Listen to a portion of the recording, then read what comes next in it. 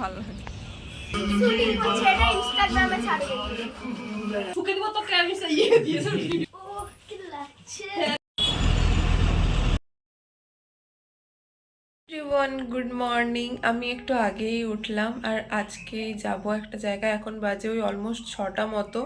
তো চলো কোথায় যাচ্ছি দেখাই।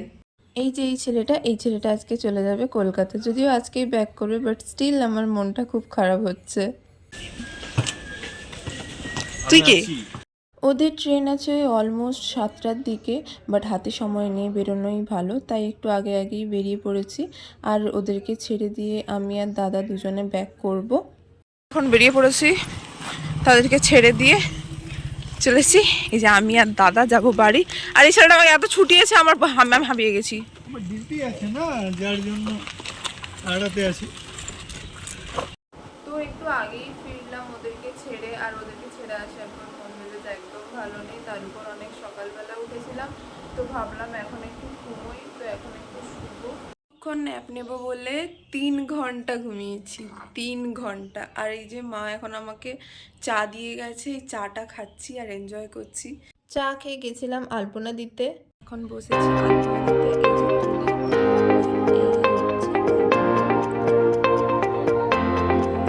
রং তুলে নিয়ে বসছি, আজকে আলপনাটা দিয়ে কমপ্লিট করে তবে উঠবো।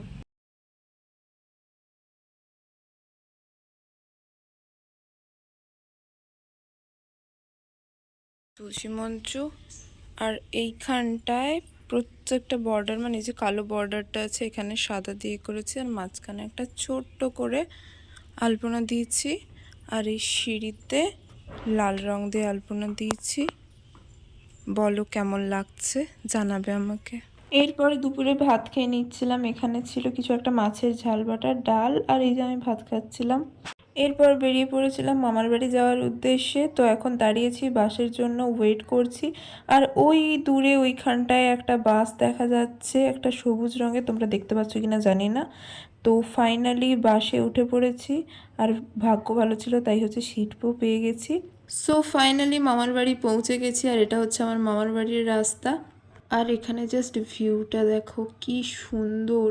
সো এখন চলে যাচ্ছিলাম মামার বাড়ির উদ্দেশ্যে, আর ওখানে গিয়ে তোমাদের সঙ্গে দেখা হচ্ছে। এটা হচ্ছে আমার মামার বাড়ি, আর ওইখানে দূরে নীল জামা পরে দাঁড়িয়ে আছে আমার ভাই।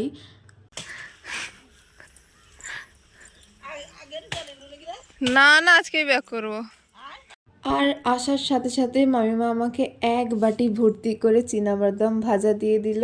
তো ওটাই খাচ্ছিলাম, আর এখানে মামিমা আর ভাই দুজন মিলে বাদাম ছাড়াচ্ছিল, ওটা দেখছিলাম। এরপর ছিল আমাদের রিহার্সাল। ও কি লাগছে। ওই গানটা বন্ধ করে, এই জায়গাটা বন্ধ কর। তুমি না জানতা ফোন একটা হইছে, তো ঠুকে দিব তো আমি ইয়ে দিয়েছে ভিডিও আরম্ভ করে দিয়েছি। এখানে দাঁড়া, তুই তো এরকম তো দাঁড়িয়েছিস, সে ধর দাঁড়িয়েছিস এরকম দিয়ে, এরকম করে বলবি ও বই লাগছে। ও কি লাগছে। হ্যাঁ, তাদেরকে তাকিয়ে তাকিয়ে বলবি, তাদেরকে তাকিয়ে বল ও কি লাগছে। এবার তুই হাসতে করে আসতে। তুমি না জানতা। এটা কি হলো তো সব আপনি ফোন করে যাবে। ভিডিও হচ্ছে, শুটিং হচ্ছে, এটা ইনস্টাগ্রামে ছাড়বে।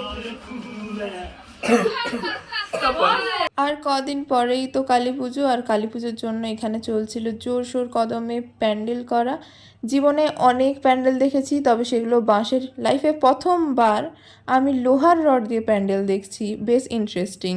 এরপর বাড়িও ব্যাক করতে হতো, তাই বাসে উঠে এখন পৌঁছে গেছি বেলদাতে। আর বেলদায় এই পুজোর সময় যা ভিড়, সে বলার বাইরে। বাস থেকে নেমে দাঁড়িয়েছিলাম আর নিয়েছিলাম আইসক্রিম। আর ওই দূরে দেখো মা কালীর কতগুলো মূর্তি, দেখেও মনটা ভালো হয়ে যায়। আর নিয়েছিলাম সবার জন্য আইসক্রিম, আর আইসক্রিম নিয়ে এখন যাব বাড়ির দিকে। আমার বাড়ি যেহেতু বেলদা থানার কাছে, তাই যেতে যেতে এই ভিউটা চোখে পড়লো। আর এইভাবে রাস্তায় যখন লাইট টাঙানো থাকে না, আমার বেশ ভালো লাগে দেখতে।